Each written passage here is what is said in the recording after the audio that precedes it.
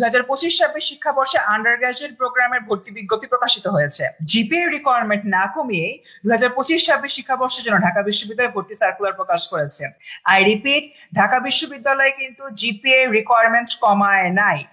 আমরা যদি এই ভর্তি বিজ্ঞপ্তি দিকে একটু তাকাই, এখানে আমি দেখতে পাবো সুন্দরভাবে বলে দিচ্ছে 2020 সন থেকে শুরু করে 2023 সন পর্যন্ত মাধ্যমিক বা সমমান অর্থাৎ এসএসসি পরীক্ষায় যারা এই সময়ের মধ্যে পাশ করেছে এবং 2025 সনের উচ্চ মাধ্যমিক অর্থাৎ এইচএসসি পরীক্ষায় যারা উত্তীর্ণ হয়েছে এবং ঢাকা বিশ্ববিদ্যালয়ের বিভিন্ন ইউনিটের ভর্তির জন্য নির্ধারিত শর্ত পূরণ করেছে অর্থাৎ জিপিএ রিকোয়ারমেন্ট ফিল আপ করেছে, শুধুমাত্র তারাই 2025-26 শিক্ষাবর্ষে ঢাকা বিশ্ববিদ্যালয়ের আন্ডার গ্রাজুয়েটের জন্য আবেদন করতে পারবে। এবার দেখি ভর্তি প্রার্থীরা 29 অক্টোবর 2025 তারিখ থেকে শুরু করে 16 নভেম্বর 2025 অর্থাৎ প্রায় 18 দিনের মতো সময় রয়েছে। এর মধ্যে ঢাবির যে ওয়েবসাইট রয়েছে admission.eis.gu.ac.bg এর মাধ্যমে অনলাইনে আসলে আবেদন করবে। এবার দেখি আমার ইউনিট ভিত্তিক রিকোয়ারমেন্ট গুলো কি। যেটা বিজ্ঞান ইউনিট অর্থাৎ হলো এই ইউনিট রয়েছে, এই ইউনিটে যতগুলো ডিপার্টমেন্ট আছে সেগুলো নাম এখানে দেওয়া রয়েছে। এখানে আমি দেখি কি বলছে। এখানে বলতেছে যে পরীক্ষায় উত্তীর্ণ অর্থাৎ এইচএসসি পরীক্ষায় উত্তীর্ণ প্রার্থীদের মাধ্যমিক ও উচ্চ মাধ্যমিক বা সমমানের পরীক্ষায় চতুর্থ বিষয় সহ অর্থাৎ তোমাদের যে ফোর্থ সাবজেক্ট গুলো থাকে, সায়েন্সের ক্ষেত্রে ইউজুয়ালি বায়োলজি থাকে, সেটা সহ প্রাপ্ত জিপিএ দ্বয়ের যোগফল ন্যূনতম 8 এবং প্রত্যেকটা পরীক্ষা অর্থাৎ এসএসসি আর এইচএসসি পরীক্ষায় আলাদাভাবে 3.5 থাকতে হবে।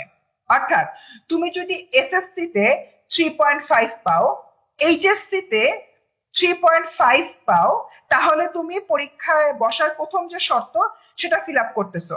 কিন্তু এখানে কথা হচ্ছে এই 3.5 বা 3.5 তোমার এসএসসি আর এইচএসসি যে জিপিএটা রয়েছে এই দুইটা যোগ করলে আবার 8 হইতে হবে। তার মানে তুমি এসএসসি তে 3.5 এইচএসসি তে 3.5 ধরতে পারো যে ঢাবির জন্য তুমি অ্যাপ্লিকেবল, বাট আসলে না। সেক্ষেত্রে কিন্তু 3.5 আর 3.5 যোগ করে কিন্তু 7 হচ্ছে। তোমার মোট জিপিএ চেয়েছে 8, অর্থাৎ তোমার এই জিনিসটা মেনটেন করতে হবে। এসএসসি আর এইচএসসি তে অ্যাটলিস্ট 3.5 পেতে হবে এবং দুটোর যোগফল তোমার 8 পেতে হবে। এটা আমাদের অবশ্যই মাথায় রাখবো। তবে উচ্চ মাধ্যমিক ও মাদ্রাসা শিক্ষা বোর্ডের মানবিক ও বাণিজ্য শাখার শিক্ষার্থীরাও এই ইউনিটে ভর্তির জন্য আবেদন করতে পারবে। সেক্ষেত্রে আমার উভয় ইয়াতে অর্থাৎ এসএসসি আর এইচএসসি তে অ্যাটলিস্ট 3 পেতে হবে এবং ন্যূনতম আমার যে যোগফল হবে, যোগফল হতে হবে কি 7.5। অ্যাটলিস্ট 7.5 না হলে মাদ্রাসা বোর্ডের শিক্ষার্থীরা এখানে আসলে অ্যাপ্লাই করতে পারছে না। এবার দেখি ঢাকা বিশ্ববিদ্যালয়ের বি ইউনিট অর্থাৎ কলা, আইন, সামাজিক বিজ্ঞান ইউনিট। এখানে হলো কি আমরা কি দেখতে পাচ্ছি, এখানে দেখি যে এসএসসি এবং এইচএসসি তে চতুর্থ বিষয় সহ আমাদের ন্যূনতম যোগফল 7.5 হতে হবে এবং প্রত্যেকটাতে আলাদাভাবে 3 করে থাকতে হবে। অর্থাৎ এসএসসি তে জিপিএ অ্যাটলিস্ট 3 থাকবে, এইচএসসি তে জিপিএ অ্যাটলিস্ট 3 থাকবে এবং দুইটার যোগফল আমার আবার 7.5 হতে হবে। সো আমার দুইটার যে যোগফল রয়েছে 3 আর 3 যোগ করলে 6 হয়। 6 পেলেও আসলে তুমি ঢাবির জন্য অ্যাপ্লিকেবল না, তোমার দুইটার যোগফল অ্যাটলিস্ট 7.5 পেতে হবে।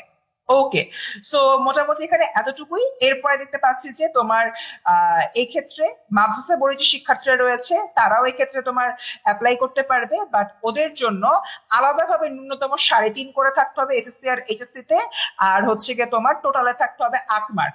যারা হচ্ছে মাদ্রাসা বিভাগে বিজ্ঞান বিভাগের শিক্ষার্থী রয়েছে তাদের জন্য, আর যারা বাণিজ্য বিভাগের শিক্ষার্থী রয়েছে তাদের জন্য হলো কি 3 করে ন্যূনতম 7.5 এখানে আসলে পেতে হবে। এরপর থেকে ব্যবশিক্ষা ইউনিট বা সি ইউনিট, এই সি এর আন্ডারে কোন কোন ডিপার্টমেন্ট রয়েছে এগুলো এখানে বলা আছে, বাট এটা রিকোয়ারমেন্টটা কি, রিকোয়ারমেন্টটা হচ্ছে এসএসসি আর এইচএসসি তে চতুর্থ বিষয় বা ফোর্থ সাবজেক্ট সহ প্রাপ্ত জিপিএর যোগফল ন্যূনতম 7.5 হতে হবে। অর্থাৎ এসএসসি আর এইচএসসি তে আলাদা আলাদা ভাবে আমার ফার্স্ট জিপিএ 3 পেতে হবে এবং এই দুইটার কিউমুলেটিভ জিপিএ বা হলো যোগফল জিপিএ হতে হবে তোমার 7.5। অর্থাৎ শুধু 3 করে পেলেই হবে না, যোগফলে গিয়ে আমার 7.5 বারটা কিন্তু টাচ করতে হবে। এই হচ্ছে মোটামুটি ইনফরমেশন। এটা হলো চারুকলা এবং আইবি এর জন্য হলো বলে দিয়েছে। যেরকম চারুকলার ক্ষেত্রে হলো এসএসসি আর এইচএসসি তোমার 3 থাকতে হবে এবং ন্যূনতম যোগফল 6.5 হতে হবে। আইবি এর ক্ষেত্রে যদি আমরা চিন্তা করি এসএসসি আর এইচএসসি তে আলাদাভাবে 3.5 অ্যাটলিস্ট থাকতে হবে এবং ন্যূনতম যোগফল আমার 8 হতে হবে। এরপর দেখি স্টুডেন্ট, এখানে হচ্ছে কোটার কথা বলা হচ্ছে। কোটাতে হলো কি কি আছে একটু আমরা দেখে নিই। মুক্তিযোদ্ধাদের জন্য কোটা রয়েছে 5%, উপজাতি বা ক্ষুদ্র নৃগোষ্ঠী প্রার্থীদের জন্য আমার কোটা রয়েছে 1%, হরিজন ও দলিত সম্প্রদায়ের জন্য 1%, এবং প্রতিবন্ধীদের কোটা রয়েছে আমার 1%। বাট এখানে একটা খুব ইম্পর্টেন্ট জিনিস রয়েছে, যদি কোনো কারণে কোটায় ভর্তির আসন পূর্ণ না হয় তাহলে মেধা তালিকা থেকে শূন্য আসন সমূহ পূরণ করা হবে। এন্ড এই কথাটাই বেসিক্যালি এখানে বলা হচ্ছে। এবার গুরুত্বপূর্ণ যে বিষয়টা সেটা হচ্ছে পরীক্ষা কবে, কোন দিন, কিভাবে হচ্ছে। দেখো, বি ইউনিটের পরীক্ষা 13ই ডিসেম্বর শনিবার সকাল 11টা থেকে তোমার দুপুর 12:30 পর্যন্ত। এই ইউনিটের পরীক্ষা 20 ডিসেম্বর শনিবার সকাল 11টা থেকে দুপুর 12:30 পর্যন্ত। সি ইউনিটের পরীক্ষা 6 ডিসেম্বর শনিবার সকাল 11টা থেকে দুপুর 12:30 পর্যন্ত। একইভাবে চারুকলা হচ্ছে 29 নভেম্বর, আর আইবিএ হচ্ছে 28 নভেম্বর, এবং চারুকলার পরীক্ষা সকাল 11টা থেকে 12:30, আইবি এর পরীক্ষা সকাল 10টা থেকে দুপুর 12টা পর্যন্ত। এবার দেখো নম্বর বিভাজন, ভেরি ভেরি ইম্পর্টেন্ট। বি ইউনিটের এমসিকিউ টোটাল নাম্বার 60 এবং সময় থাকে 45 মিনিট, লিখিত টোটাল নাম্বার 40, সময় থাকে 45 মিনিট, 1.5 ঘন্টার পরীক্ষা। তোমার হচ্ছে এ ইউনিট আর সি ইউনিট সবগুলোর ক্ষেত্রেই সেম, এমসিকিউ 60, লিখিত 40, এবং দুটোর ক্ষেত্রে সময় হলো সমান 45 মিনিট করে। চারুকলার ক্ষেত্রে দেখা যাচ্ছে যে এমসিকিউর জন্য আমার সাধারণ জ্ঞানে 40 মার্ক, আর অঙ্কনের জন্য 60 মার্ক, আর আইবি এর জন্য এমসিকিউ হচ্ছে 70 মার্ক, আর লিখিত হচ্ছে আমার 30 মার্ক। তো স্টুডেন্টস, এটাই ছিল ঢাকা বিশ্ববিদ্যালয়ে ভর্তি সার্কুলারে একদম টপ টু বটম এক্সপ্লেনেশন। আশা করছি বুঝতে পেরেছো। এই সার্কুলার নিয়ে কোনো প্রশ্ন থাকলে দ্রুত জানাও কমেন্ট সেকশনে।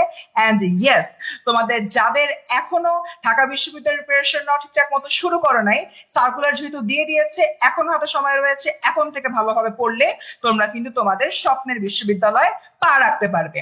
এর জন্য আমাদের কোর্সে ভর্তি হয়ে যাও, কোর্সে ভর্তি হতে চলে যাও কমেন্ট সেকশনে।